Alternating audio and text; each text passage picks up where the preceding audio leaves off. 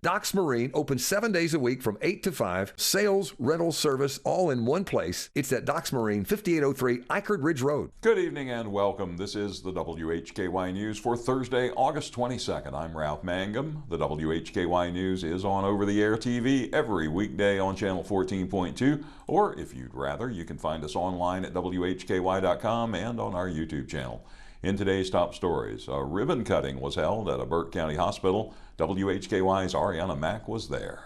Reporting for WHKY in Morganton for the U.N.C. Health Blue Ridge ribbon cutting ceremony for the new 6-story patient tower. You'll see that behind me, and it includes a new emergency department and intensive care unit.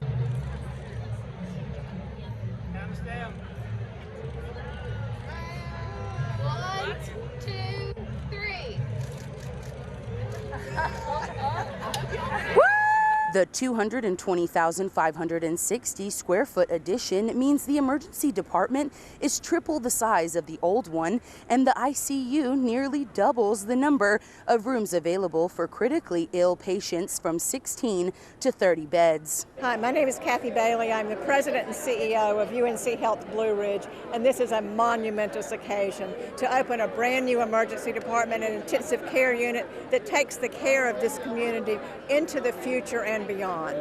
We knew we were going to need a new tower. We got here a little sooner than I thought we would. So it's meeting a need that we've had for quite some time, and to be able to have pulled it off and present this new facility that puts us really ahead of anything else around here. It's really important to me because I got to tour a few months ago, and I'm coming back to see the actual final completed tower on the foothills of Burke County that show not only such fantastic facility in terms of ICU, progressive care, but also emergency room beds that are much larger, including trauma unit and behavioral health unit. It gives me the confidence that those in the region here are going to be able to get in Western North Carolina some of the best care possible, because they have the most fine facility you can have with all kinds of bells and whistles. For much more information, see the full story at our website, WHKY.com. And for more information on UNC Health Blue Ridge, visit their website. I'm Arianna Mack for WHKY. Thank you, Arianna, and thanks so much to Kathy Bailey and Rahul Gupta for their time. A Burke County man died shortly after beginning his prison sentence. 38-year-old Kyle Blackburn Brown of Morganton was found unresponsive in his cell at Granville Correctional Institution in Butner. He was found at approximately 7:40 a.m. on Saturday, August 17th, according to Brad Dean, Public Information Officer for the North Carolina Department of Adult Correction. Prison staff attempted life-saving measures, but Granville County EMS pronounced Mr. Brown deceased at 8:17 a.m. According to Mr. Dean, his cause of death is undetermined. Law enforcement and the North Carolina Office of the Chief Medical Examiner are investigating the death, which is standard procedure for in-custody deaths. Mr. Brown was 11 days into a sentence on 2 counts of trafficking a Schedule I controlled substance when he died. His sentence began on August 6th after he was convicted in a Burke County case. Mr. Brown was sentenced to a minimum of 15 years in prison. WHKY previously reported on his May 21st arrest, which followed several months of investigation by the Burke County Sheriff's Office. Certainly our condolences to Mr. Brown's family and loved ones. With an update on plans for a new high school in Iredell County, here's WHKY's Rob Eastwood. The Iredell County Board of Commissioners has agreed to pay $130 million towards the construction of the new Weathers Creek High School here in Iredell County.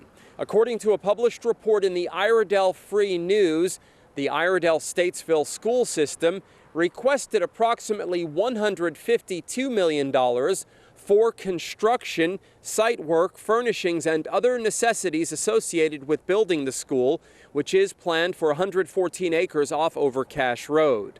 Voters approved $80 million for the high school in 2020, and commissioners agreed earlier this year to borrow another $40 million.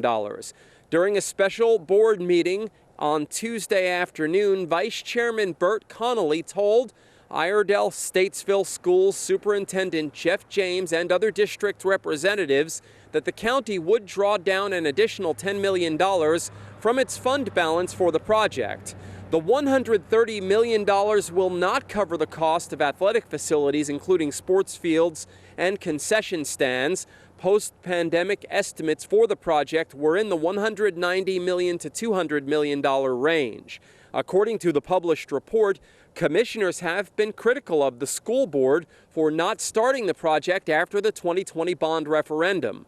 Mooresville Graded School District received funding for a middle school as a result of the same referendum. Construction of that school was completed in time for the 2023-2024 school year. A $143 million bid for Weathers Creek High School had been recommended by Iredell Statesville school officials, and commissioners did not approve it. On Tuesday, commissioners were asked for a hard number that could be taken back to the contractor. Iredell Statesville school officials said the new school, which will have a capacity of 1,600 students, will alleviate overcrowding at Lake Norman High School and South Iredell High School. You can get more on this by going to this story at our website, WHKY.com. Reporting from the Iredell Statesville School System Administrative Building in Statesville, I'm Rob Eastwood, WHKY News. Thank you, Rob. An 8-year-old Wilkes County boy who had been the subject of a massive search has been found deceased. The child's body was found in a pond about a quarter mile from his home around noon on August 21st. No foul play is suspected. Zach Walker went missing from his home on South Lomax Road in Rhonda at about 7:30 p.m. on August 20th. According to reports, he was last seen in the front yard of his home. Walker was described as a nonverbal autistic child. That story comes to us courtesy of WACB's Rick Gilbert. And again, our condolences to Zach's family and loved ones. Rob, Arianna, and I will be right back with today's crime report. Rob has an Iredell County arrest involving firearms and cocaine charges, and Arianna has the details on the arrest of a man accused of stealing from the Fort Dobbs historic site. In local sports, Jason Savage has high school volleyball and soccer. News from Lenore Ryan, details on 4 App State football players who are on the Senior Bowl watch list, and the latest results from the Crawdads. In Community Focus, Arianna speaks with Marietta Burke at the Newton Performing Arts Center, and Rob has information on a Duke Energy grant that will benefit Alexander County businesses. Partly cloudy today with a high several degrees shy of 80. We should reach 80 tomorrow and then back into the low to mid 80s over the weekend with no rain expected. In fact, there's no significant chance of rain until next Wednesday and into the latter part of next week, and that's still just a 25 or 35% chance, rising to about 50% by a week from Saturday. It will be warmer next week with highs in the upper 80s or low 90s throughout. You can find an up-to-date forecast anytime at WHKY.com. I'm Ralph Mangum. You are watching the WHKY News.